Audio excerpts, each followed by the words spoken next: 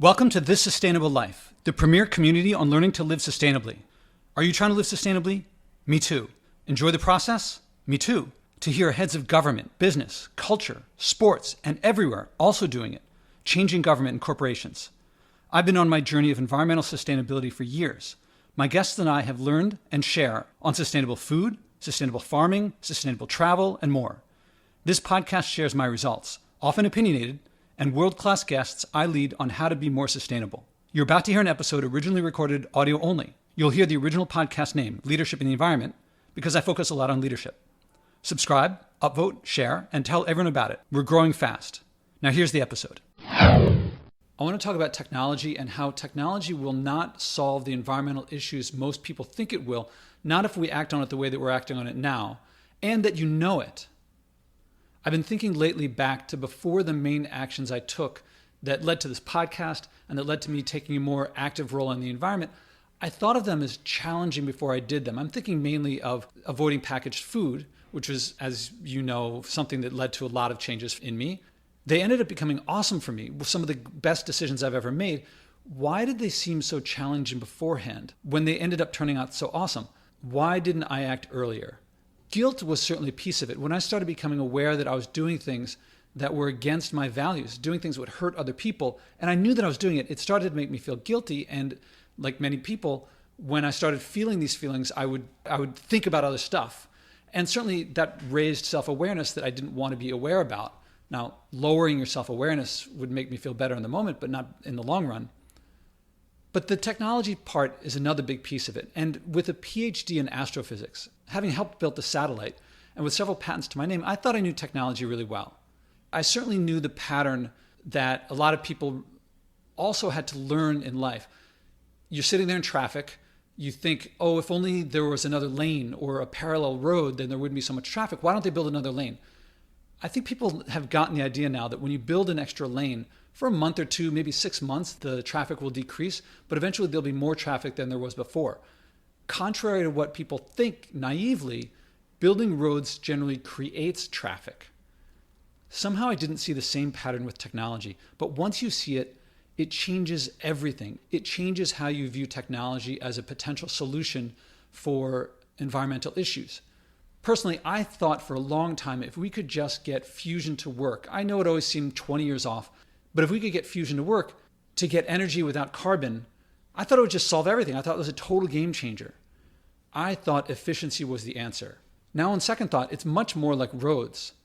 Before continuing, I want to make one point abundantly clear, that I'm not suggesting, nor proposing, nor believing that technology, innovation, or efficiency in themselves are problems. A lot of people have these categories and they hear something new and they think, well, if he doesn't want technology, he must want us to live in the Stone Age, which is not what I'm saying at all. I'll talk about the nuances in a second, but for now, I'm not saying that technology, innovation, or efficiency in themselves are problems. They're neutral. It's how we use them, our values and what we care about. That's what creates meaning. And I'm talking about our values. When used consistently with our values, I'm a big fan of these things. But first we have to look at and act on our values, and that's what this is about. I want to give an example. If anything marked the beginning of the Industrial Revolution, it was James Watt's steam engine. It wasn't the first steam engine. What made it different was it was significantly more efficient than any steam engine before. More efficient means using less energy and less pollution, right? Wrong. Well, for each engine, yes, each engine would pollute less, but more people used engines. And people who weren't using engines before would use them. And a big reason for using the engines was to pump water out of mines to get more coal, to put into steam engines to pump more water out of mines to get more coal, and so forth.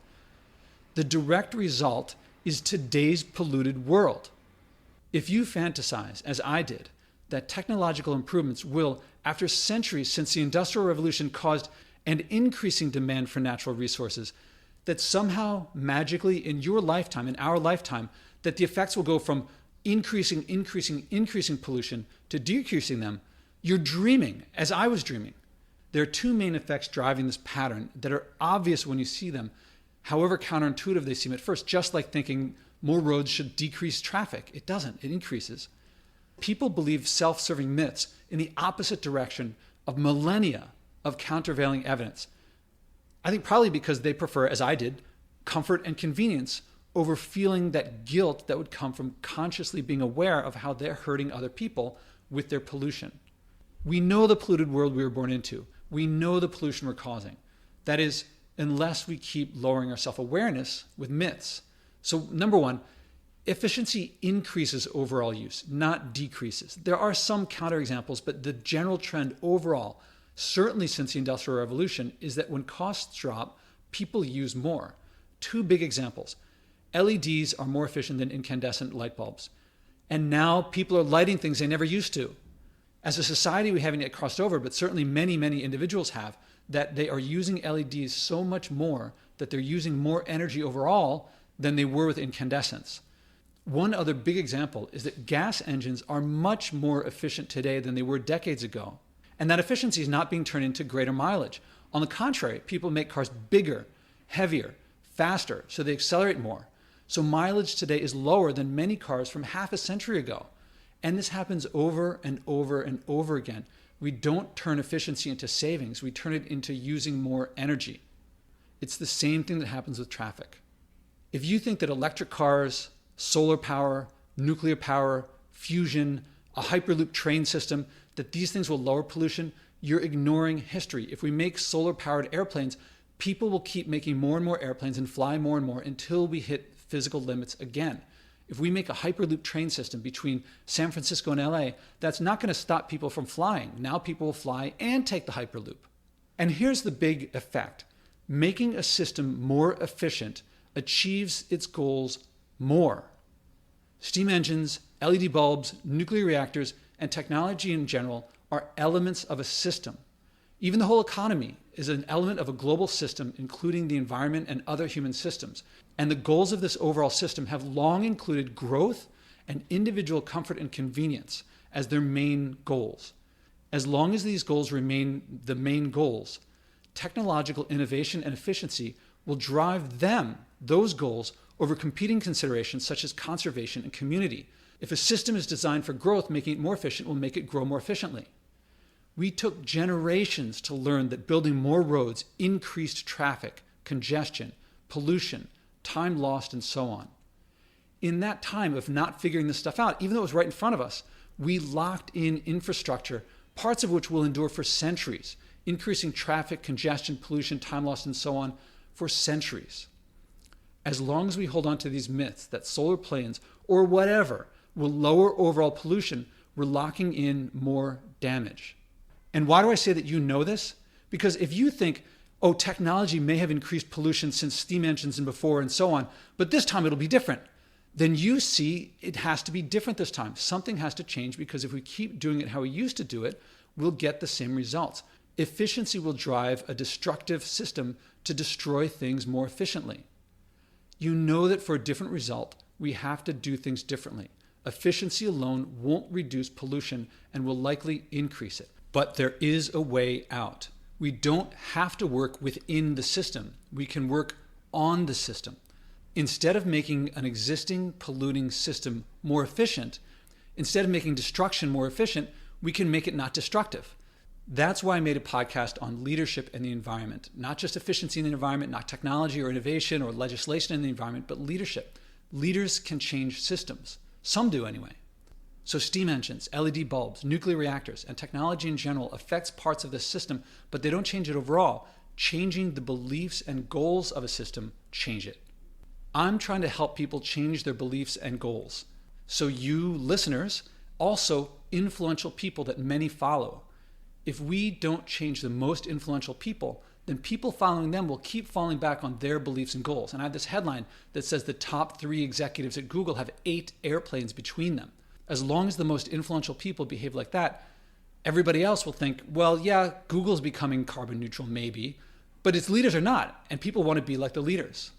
We've changed systems before as cultures, and we can do it again. Christianity was more merciful than many systems before it. Buddhism, more compassionate. The Enlightenment, more observation-based. Science, more skeptical. We've changed systemic goals before many times. We can change from growth, that is always wanting more, to enough. Or as I think, loving what you have. When you realize you can't have everything, when you realize you can't go to every place on earth, you learn to appreciate, celebrate, and love what you have.